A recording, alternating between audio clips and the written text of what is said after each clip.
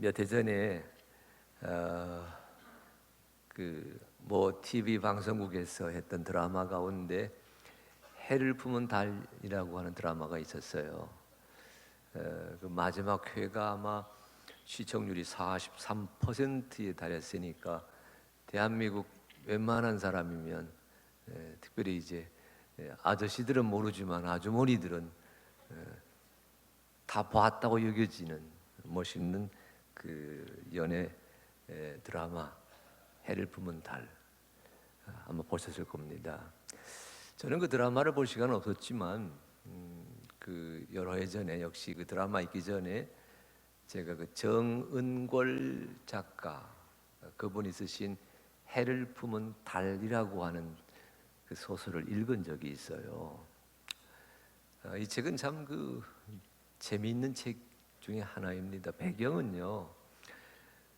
조선시대, 글쎄 영조, 종조 뭐 그때 여러분 소위 그 남인과 또 이 뭡니까 노론, 소론, 남인, 북인 그 정치적인 파당이 한참 치열할 때, 그러니까 왕비 그리고 그 대비마마 그 외척 세력과 또 거기에 눌려 지내는 한 왕과 그 측근들의 이야기를 배경으로 깔고 있어서 얼핏 이 해를 품은 달 이 책을 이제 읽다 보게 되면 이게 역사 소설인가 착각할 때가 있습니다. 하지만 역사 소설 아닙니다. 되게 여러분 우리가 소설을 픽션이라 그러고 또 사실에 근거한 내러티브 이야기를 팩트라 부르잖아요. 그래서 이거 역사 소설을 쓰는 사람들은 그 두 말을 합쳐가지고 팩션 그렇게 부릅니다. 그런데 이 정을권 작가가 쓰신 이 해를 품은 달은 팩션이 되지 않습니다. 왜냐하면 배경은 차용했고 인물은 따와서돼 줄거리는 한 남자와 한 여자의 로맨스 소설입니다. 사랑 이야기예요. 이야기 첫 대목부터가 아주 인상적인데 비가 몹시 몰아치는 어느 날 저녁에 왕이 사랑하는 신복 검을 쓰는 사람입니다. 책에서는 운검이라 불려요. 그 한 사람을 데리고서 몰래 미행을 떠납니다. 민심을 살피기 위해서. 그러다가 비를 피하기 위해 어느 처마 밑에 들어섰는데 마침 그 집에 참 신분이 천한, 제가 예배당이니까 그 얘기하지 않겠습니다만 신분이 천한 한 소녀를 만나게 됩니다. 그 비가 다 끝날 때까지 그 집에 머물게 되면서 민간인으로 변장한 왕과 그 낮은 신분의 여자가 주고받는 말 속에서 사랑의 씨앗이 탁 트이는 그런 장면으로 이야기가 시작이 됩니다. 주거니 받거니 하다가 왕이 묻습니다. 소녀가 알거든요. 태양이 내 집에 오셨다. 햇님이 내 집에 오셨다. 알거든요. 그러니까 이 왕이 물어봅니다. 네 이름이 무엇이냐? 이름 없이 자랐습니다. 이름을 모릅니다. 이름을 잊어버렸습니다. 그래서 이 왕이 정표로 이름 하나 지어줍니다. 내가 나중에 다시 너를 찾아올 터인데 내 이름을 월이라고 해라. 월, 달월자입니다. 내 이름을 달이라고 해라. 그리고 헤어지게 되거든요. 그때부터 이야기의 줄거리가 드라마틱하게 얽혀지게 됩니다. 사랑을 잃어버린 여자, 사랑을 찾는 남자, 뭐 이런 얘기잖아요. 저는 오늘 이 정을권님의 그 해를 품은 달 이야기 다 하려고 하는 건 아니고, 이 이야기 속에 등장하고 있는 해라고 하는 존재, 달이라고 하는 이 존재가 참 성경적이다, 그런 생각을 품었던 적이 있어요. 기구한 인생을 살아가는데 이 소녀가 파란만장한 새 팔을 헤쳐가고 넘어서고 돌파해서 마침내 인생의 주인공 되는 장면으로 우뚝 서기까지 그에게 무슨 일이 있었느냐? 이 달이라고 불리는 여자가 해를 품었기 때문에 살아났다. 줄거리는 그거예요. 그래서 해를 품은 달입니다. 그러나 이제 이야기의 또 한편에서는 달을 품은 해 이야기예요. 소년을 잊지 못하는 왕의 아픈 상한 심정을 얼마나 잘 그려놓았는지 모릅니다. 이 책은요, 붙들면 2시간 안에 다 읽습니다. 그만큼 필력이 있으세요. 근데 재미있는 것은 정은골 작가를 쳐보시면 아시겠지만 그 이름은 닉네임, 필명입니다. 자기 이름을 밝히지 않아요. 이분은 자기를 드러내지 않습니다. 야, 뭐 이런 법이 다 있어. 그가 누군지 모르지만 그가 자기를 다 드러내지 아니하지만 세상을 살아가는 방식, 멋있게 살아가는 방식, 세상을 이겨가는 방식, 그 중에 하나는 달이 된 자는 해를 품어야 되고 해가 된 자는 달을 품어야 된다라는 줄거리거든요. 이 얘기가, 이분은 제가 크리스찬인지 아닌지는 알 수가 없어요. 자기를 드러내지 않으니까. 그러나 해를 품은 달이라고 하는 이 타이틀만큼은 성경적이다, 저는 그렇게 생각해요. 왜냐하면 여러분, 창세기 첫 번째 장을 펼쳐보세요. 창세기 1장 26절 28절 보게 되면 우리 하나님 뭐라 말씀하셨어요? 우리가 우리의 형상대로 우리가 사람을 짓자 하시고, 사람을요 하나님의 모양대로 하나님의 형상대로 지으셨다, 그렇게 선포하시거든요. 사람은 하나님의 형상을 지녔습니다. 사람은 여러분, 정을권 작가의 말로 바꾸어 얘기하게 되면 뭐죠? 하나님을 품은, 하늘을 품은 달과 같은 존재라고 하는 것이 성경이 말하는 메시지이거든요. 해를 품은 달, 그렇게 살아갈 적에 세상은 하나님의 사람들이 만들어가는 멋진 무대가 된다고 하는 기대가 창세기에서 만나는 사람에 대한 이야기입니다. 오늘 성경 예레미야 1장 4절 11절 말씀에도 그 얘기가 나와요. 하나님이 예레미야를 찾아오셨습니다. 예레미야를 만났습니다. 찾아오셨어요. 예레미야에게 말을 거십니다. 그 말씀이 오늘 읽은 성경 본문 1장 4절 5절 말씀이에요. 여호와의 말씀이 내게 임하니라. 예레미야에게 임했습니다. 뭐라 말씀하세요? 내가 너를 모태에 짓기 전에 너를 알았고, 내가 배에서 나오기 전에 너를 성별하였고, 너를 여러 나라의 선지자로 세웠노라. 하나님이 예레미야를 알았다는 겁니다. 어머니 뱃속에서 만들어지기 전에 하나님이 예레미야를 구별했다는 얘기입니다. 예레미야가 태어나서 자라기 전에 하나님의 사람으로 구별했다. 하나님이 예레미야를 여러 나라를 향해 하나님의 뜻을 선포하는 선지자로 세웠다고 말씀합니다. 예레미야가 자기 삶의 계획을 세우기 전에 하나님이 예레미야를 알았고, 예레미야를 성별했고, 예레미야를 성별 선지자로 세웠다는 말씀을 주시면서 오늘 말씀이 시작이 되거든요. 뭐예요? 예레미야 속에 찾아온 하나님 이야기입니다. 시대를 살아가는 한 사람, 그 사람을 찾아오신 전능하신 하나님, 구원의 하나님, 사랑의 하나님, 역사의 하나님이 건네시는 말씀이 오늘 본문의 줄거리예요. 하나님이 오셔서 내가 너를 선지자로 세웠다라고 말씀할 적에 예레미야가 이렇게 대꾸합니다. 반응합니다. 여러분 그 말씀 같이 읽어볼까요? 1장, 자 읽어봅니다. 1장 6절 같이 읽어봅니다. 자 시작.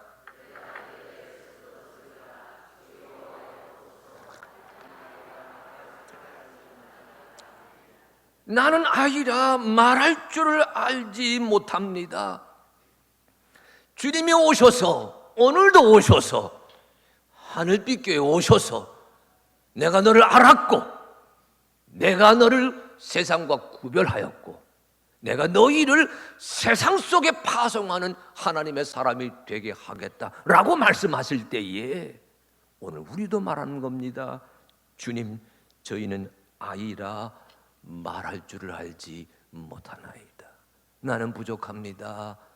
말할 줄을 알지 못합니다. 나는 모자랍니다. 하나님의 일, 하나님의 도구가 되기에는 자격이 없습니다. 나는 연약합니다. 주의 일을 세상 속에 외치기에는 한없이 무능합니다. 예레미야가 하나님께 했던 이 고백은 예레미야의 말이 아니고 우리의 말이에요. 하나님 우리를 세우려고 하시는데, 하나님이 여러분을 사용하려고 하시는데 우리는 그때마다 하나님께 하는 말입니다. 나는 아이라 말할 줄을 알지 못하나이다. 여러분, 이 말 속에는, 예레미야가 외친 이 말 속에는 이런 다짐이 따져 새겨져 있어요. 세상에 나아가려고 하다 보니까 세상이 너무 무섭다라는 생각입니다.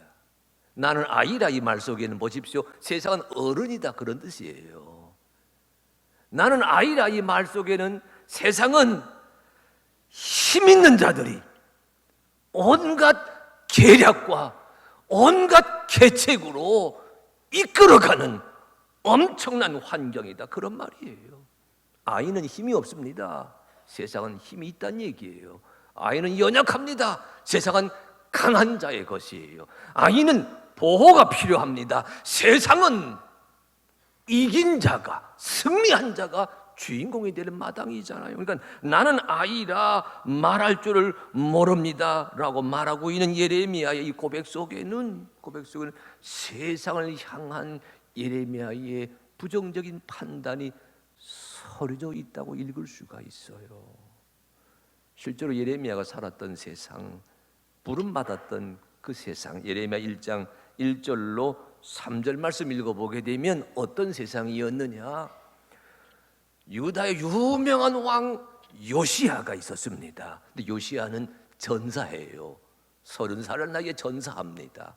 근데 그 요시야 왕이 죽고 난 다음에 그 아들들이 대를 이어가는데 여호야김, 여호야긴, 시드기야 이어져 가는데 이 요시야 뒤를 이은 왕들은 허약하기 짝이 없어서 바벨론 제국의 왕에게 나라를 빼앗기고 맙니다. 예레미야가 하나님의 사람으로 부름받아서 선지자로 나서게 되는 그 환경은 한 나라가 무너지는 때입니다. 한 사회가 무너지는 때입니다. 한 국가가 무너지는 때입니다. 한 민족이 무너지는 때입니다. 그러니까 나는 아이다라고 하는 말 속에는 이 무너지고 있는 세상, 망가지고 있는 조국, 멸망을 향해 치닫고 있는 민족에 대한 두려움이 서려져 있어요. 세상이 어렵기는 그때나 지금이나 마찬가지입니다. 직장 생활 쉽지 않기는 그때나 지금이나 마찬가지입니다. 의식주를 해결하는 삶의 과제가 어렵기는 그때나 지금이나 마찬가지입니다. 게다가 지금은 더해요. 예수 믿는 사람으로 살아간다고 하는 것, 세상 중에서 우리 주님은 너희는 세상의 빛이다, 너희는 세상의 소금이다. 선지자 이사야는 일어나 빛을 발하라라고 말했지만 그 빛되어 살기가 녹록지 않습니다. 예수 믿는 사람 드러내며 살기가 녹록지 않습니다. 지난주일 이번 주 수요일 며칠 전이지요. 제가 참 속상한 경험을 하나 했어요. 어이없는 경험을 했는데 그러고 나서도 기도가 주여 감사합니다. 배우게 하시고 깨닫게 하시니 감사합니다. 그렇게 제가 마음을 정리했는데 무슨 일이었냐면요. 한 1년 전에 은평구의 한 모 지역에 내숲 도서관이라고 하는 새로 생긴 도서관 2년 전에 세워졌어요. 참 도서관 이름이 좋아요. 내숲 도서관. 내를 건너 숲으로 가는 도서관. 그 도서관에서 제게 인문학 강좌를 하나 부탁했어요. 4번에 걸쳐서 인문학을, 성경 이야기를 인문학적으로 좀 소개해 주시오. 그래서 제가 문학으로 읽는 성서, 성서로 읽는 문학, 이런 타이틀을 이미 몇 달 전에 주었습니다. 광고도 나갔지요. 그래서 제가 수요일 날 강연하고 돌아왔습니다. 일반 소위 공공기관에서 한 강연이기에 교회가 아니잖아요. 대학이 아니잖아요. 제가 무척 조심했어요. 그러면서도 한두 마디 했겠지. 내가 목사인데 안 했겠어요?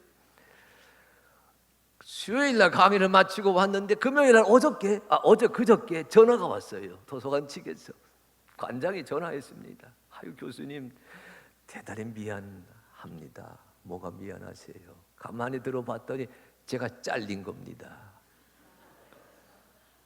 이유가 다른 것 아니에요.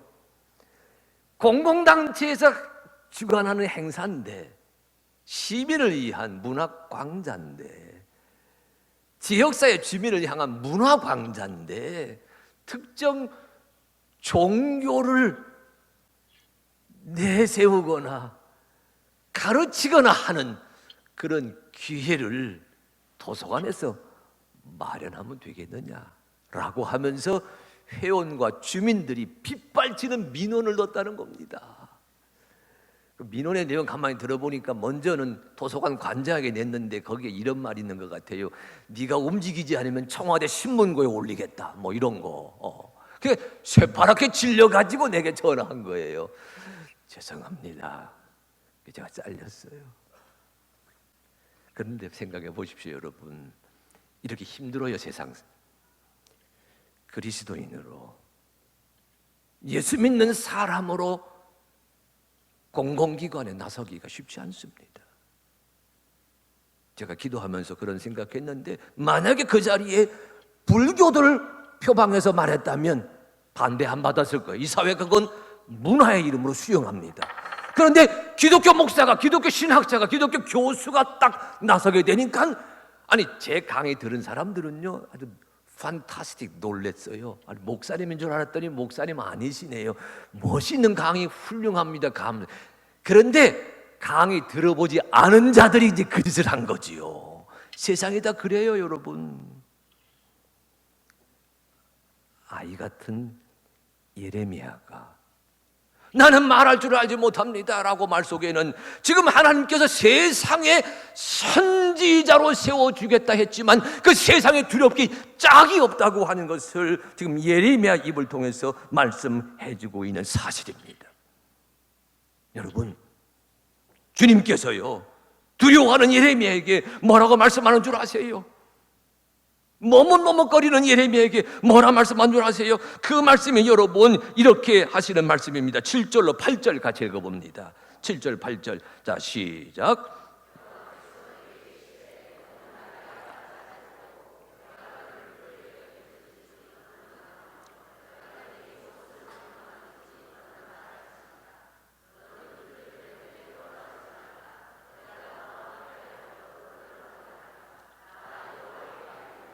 따라하십시오. 너는 그들 때문에 두려워하지 말라. 내가 너와 함께하여, 다시 내가 우리와 함께하여, 다시 하나님이 하늘빛 교회와 함께하여 너를 구원하리라. 아멘. 예. 세상을 두려워하지 말라는 거예요. 비판한다고 해서 두려워하지 말라는 겁니다. 비난한다고 해서 주저앉지 말라는 겁니다. 내가 너와 함께하여 너를 구원하리라. 너를 하나님의 사람으로 세워주시리라.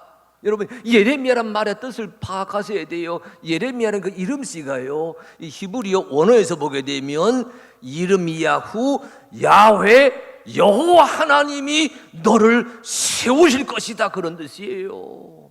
내가 너를 구원하리라, 내가 너를 세우리라, 내가 너를 높이리라, 내가 너를 사용하리라, 내가 너를 들어서 세상 중에 이정표 같은 주인공이 되게 하리라. 여러분, 이 말씀을 듣고서 이 말씀의 은혜 앞에 결단하는, 살아가는 하늘빛 교회 되시기를 간절히 소망합니다. 그런데 여러분, 내가 너를 구원하리라, 이 너 예레미야의 처지가 사실 본문을 가만히 묵상하다 보게 되면 조금 심란합니다. 예레미야 1장 1절에 보게 되면 예레미야의 배경을 이렇게 소개해요. 베냐민 땅 아나돗의 제사장들 중 힐기야의 아들 예레미야의 말이라. 예레미야의 배경을, 백그라운드를 뭐라 소개하느냐? 아나돗의 제사장의 후손이라 소개합니다. 여러분, 예루살렘의 제사장 아닙니다. 잘 보세요. 예루살렘 성전의 제사장 아니에요. 아나돗의 제사장입니다. 솔로몬이 왕이 되었습니다.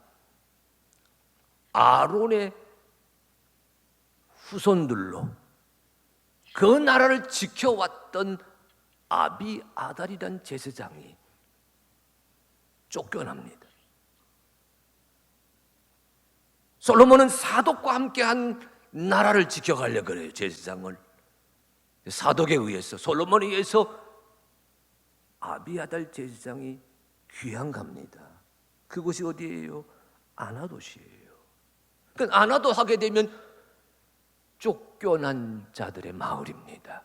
우리식으로 말한다면 아나돗의 제사장, 패망한 집안이란 뜻이에요. 망했습니다. 조상 때 망했어요. 아버지 때 망했습니다. 그러니까 아나돗의 제사장이라는 말 속에는 지금 예레미야의 삶의 환경이 대단히 네거티브, 부정적이다라는 것을 일깨워주고 있는 지적이지요. 그는 망한 자의 아들입니다. 그는 배우지 못했어요. 그는 갖지 못했어요. 그는 누리지 못했어요. 세상적인 스탠다드, 세상적인 기준에서 말하게 되면. 그런데 하나님은 보십시오.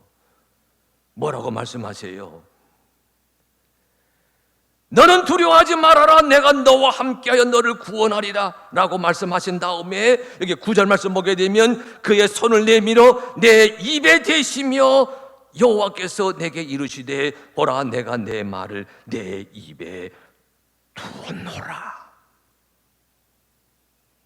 하나님이 그 사랑의 손을 예레미야 입술에 대시면서 하시는 말씀이에요. 너는 말 못한다 말하지 말아라. 너는 망했다, 망한 자의 집안이라 말하지 말아라. 너는 배우지 못했다 말하지 말아라. 너는 가지지 못했다 말하지 말아라. 너는 상처받은 집안의 후손이다 말하지 말아라. 너는 금수저가 아니고 금수저가 아니고 너는 아무것도 없는 자의 자식이다 말하지 말아라.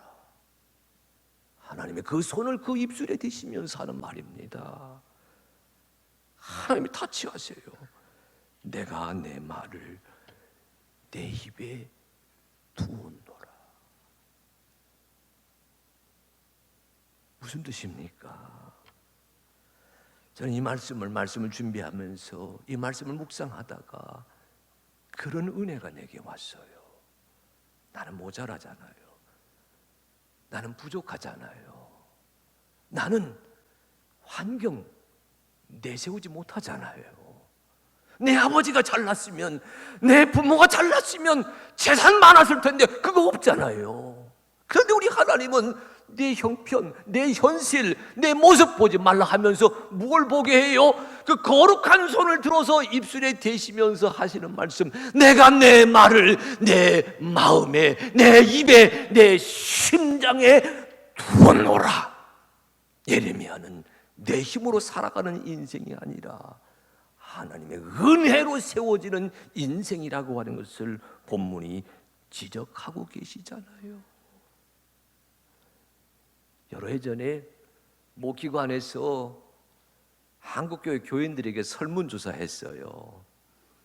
신앙생활을 하면서 당신의 마음을 두드리는 가장 멋있는 성경 구절 하나 꼽아보시오 했더니 제일 많은 한국교회 교인들이 응답했던 구절이 뭔지 아세요? 로마서 8장에 나오는 말씀, 하나님을 사랑하는 자 곧 그 뜻대로 부르심을 입은 자들에게는 모든 일이 합력해서 선을 이루느니라. 이 말씀을 제일 많이 꼽았더라고요. 저는 목사로서 그 다음 구절에도 주목하려고 그래요. 여러분, 모든 일을 하나님이 선하게 이루신다 말씀했지만 로마서 8장 37절까지 가게 되면요, 무슨 얘기예요? 사방으로 우겨쌈을 당하여도, 박해를 받거나 곤고를 받거나 기근을 받거나 이런저런 시련을 당한다 하더라도 8장 37절, 이 모든 일에 우리를 사랑하시는 이로 말미암아 우리가 넉넉히 이기느니라. 하나님을 사랑하는 자, 그 뜻대로 부르심을 입은 자들에게 모든 일이 합력해서 선한 결과 이룬다는 그 말씀의 결론이 뭐예요? 하나님이 너희로 하여금 이기게 하신다. 여러분, 이 하나님을 믿고 살아가는 사람들이 누구예요? 교인들이에요. 이것을 일깨워지기 위해 우리 예수님께서 이 땅에 오셨고 십자가에 달려 돌아가시면서 하나님을 사랑, 하나님이 너로 말미암아 세상을 넉넉히 이기게 하시겠다는 이 거룩한 은혜를 주기 위해서 예수님께서 여기까지 우리에게 오신 것을 기억하셔야 됩니다. 저는 그래서 이 말씀을요, 예레미야에게 오셔서 입술에 손을 대고 하시는 이 말씀을 이렇게 바꾸었어요. 우리 2부 예배가 잘하는지 3부 예배가 잘하는지 제가 한번 보겠습니다. 저 선생이잖아요. 평생 선생이니까 이제 시험 보는 겁니다. 따라하시기 바랍니다. 하나님은 우리를 다듬어서 사용하십니다. 아멘 아무도 없잖아. 2부 예배는 아멘 아멘 아멘 하더라고. 장로님, 2부 예배가 이 교회 정말 명품들이 모이신 모양이네. 숫자는 여기 훨씬 더 많은데 보세요. 이 말씀이 뭐예요? 나는 모자라지만 하나님이 다듬어 사용하신다. 나는 부족하지만 하나님이 채워서 사용하신다. 나는 없지만 하나님이 있게 하셔서 사용하신다. 이 능력의 역사가 여러분 가운데 임하게 될 줄로 믿습니다. 이 하나님을 체험하며 살아가는 멋진 이 계절이 되어야 되지 않겠어요? 그런데 오늘 성경 본문이 감사한 것은요, 보십시오. 하나님이 찾아오셔가지고 내가 너를 세우겠다 하셨잖아요. 그러니까 예레미야가 겁이 나고 무서워서 나는 아이라 말할 줄을 알지 못하나이다 한마디 대꾸했어요. 오늘 성경이 그래요. 하나님에게 예레미야는 한마디 대꾸했는데 그 한마디를 듣자마자 우리 하나님은 예레미야에게 수도 없이 많은 말을 마구마구 쏟아내십니다. 자, 한번 읽어볼까요? 저랑 같이 교독합니다. 여러분 7절서부터 10절까지 같이 한 절 한 절 교독합니다. 제가 한 절, 여러분 한 절. 여호와께서 내게 이르시되 너는 아이라 말하지 말고 내가 너를 누구에게 보내든지 너는 가며 내가 내게 무엇을 명령하든지 너는 말할지니라.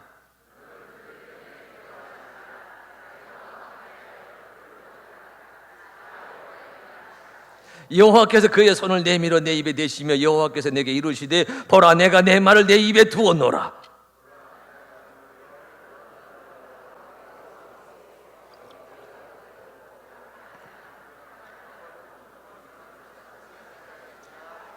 아멘. 나는 아이라 한마디 하나님께 말씀을 드렸는데 하나님은 보세요. 여러분 보세요. 6절, 7절, 8절, 9절 긴 말씀을 예레미야에게 하고 계십니다. 무슨 뜻이에요? 내가 하나님을 향한 생각하는 것보다 나를 향한 하나님의 기대가 훨씬 더 많고 크다고 하는 진리를 오늘 말씀이 보여주고 계십니다. 하시는 말씀, 네가 하겠다고 나서지 말라 그 얘기예요. 내가 너로 하여금 심게 하겠다. 네가 만들겠다 나서지 말란 얘기예요. 내가 너로 하여금 메이커, 크리에이터, 창조자가 되게 하시겠다, 이 말씀이에요. 네가 지워버리겠다 말하지 말란 얘기예요. delete, 지우게 하는 것은 하나님, 내가 너를 통해서 행하겠다, 이 말씀하는 거예요. 하나님이 오셔서 예레미야를 들어서 하나님의 도구로 사용하시겠다. 여러분, 다녀오신 분 혹시 계세요? 프랑스의 그 중부 지역에 도르도뉴라고 하는 지방이 있는데 그 마을 이름이 몽띠낙이에요. 블란스 이름으로. 근데 몽띠낙 하게 되면 잘 몰라요. 근데 라스코 하게 되면 아마 많은 사람들이 알 겁니다. 왜냐하면 그 몽띠낙 마을 언덕, 그 작은 언덕이 라스코인데 그 라스코 동굴 벽화가 유네스코가 지정한 세계 유산 중에 하나입니다. 지하 20m에 있어요, 동굴이. 그리고 거기까지 가기 위해서는 꾸불꾸불한 칠흑 같은, 아무것도 없어요, 칠흑 같은 동굴 한 24m를 기어서 가야 됩니다. 가서 탁 서게 되면 동굴이 쫙 나타나는데 그때 안내원이 딱 불을 밝히거든요, 천장을. 그러면 그 천장, 바로 눈에 잡힌 천장에 무슨 그림이 펼쳐지느냐, 힘차게 뛰는 들소, 그냥 달리는 말들, 풀을 듣고 있는 사슴들, 한 600여 점의 프레스코화가 쫙 펼쳐져 있어요. 야, 이 용도가 뭘까? 아니, 이 지하에다가 1만 년 전에 신석기 시대라 그러니까 이 지하에다가 야, 이런 동굴 벽화를 그렸던 까닭이 무엇일까 하는 사람들이 이런 얘기 저런 얘기 하는데, 제가 오늘 말씀을 준비하면서 여러분에게 소개하고 싶은 이론은요, 캐론 또는 카렌 암스트롱이라 불리는 종교학자 얘기입니다. 그가 뭐라고 말하냐면요, 이 라스코 동굴은 그 시대의 지하 교회이었다. 이게 프랑스이니까, 프랑스가 가톨릭 국가잖아요. 그래서 이 암스트롱은 지하 성당이었다, 그렇게 점하고 있어요. 힘이 붙인 자들이, 힘이 딸린 자들이 뭔가 신령한 힘을 얻기 위해서 찾아가고 기어들어가서 경배했던 현장이 이곳이 아니었을까? 근데 여러분, 우리가 찾아가도록 하는 것이 아니라 우리 하나님은 예수 그리스도를 통해서 우리를 찾아오신 것을 기억하셔야 됩니다. 내가 찾아가서 신령한 힘을 만나는 것이 아니라 내게 오셔서 나를 하나님의 사람으로 다듬어 주시고, 나에게 오셔서 나를 하나님의 도구로 세워주시고, 내게 오셔서 내가 너로 하여금 건설하고 심는 하나님의 사람으로 만들어 가겠다. 이 하나님의 이 메시지가, 이 주님의 음성이 오늘 예배하는 여러분 한 사람 한 사람 속에 새겨지게 되기를 간절히 소망합니다. 사도 바울이 얘기했잖아요. 유명한 구절, 빌립보 2장 5절. 너희 안에 이 마음을 품으라. 곧 그리스도 예수의 마음이니. 내가 예수 그리스도의 마음을 품게 되게 되면 무슨 일이 벌어지느냐? 2장 13절 말씀. 너희 안에 행하시는 이가 하나님이시니. 따라하십시오. 우리 안에 행하시는 이가 하나님이시니. 예, 너희 안에 행하시는 이가 하나님이시니 자기의 기쁜 뜻을 위하여 너희에게 소원을 두고 행하게 하시느니라. 여러분, 교회에 오셔서 예배드리고 때마다 절기마다 찬양하고 간구하는 이 자리가 하나님을 만나고 하나님이 나를 다듬어 주시고 하나님이 나를 파송하시고 하나님이 내 손에 하나님의 도구를 들려주신다고 하는 신령한 현장이 되기를 간절히 소망합니다. 그리스도가 내 마음에 계셔서, 여러분 마음 가운데 계셔서 여러분 가운데 행하시는 하나님을 드러내시는 하늘빛 교회가 되시기를 주님의 이름으로 축원합니다.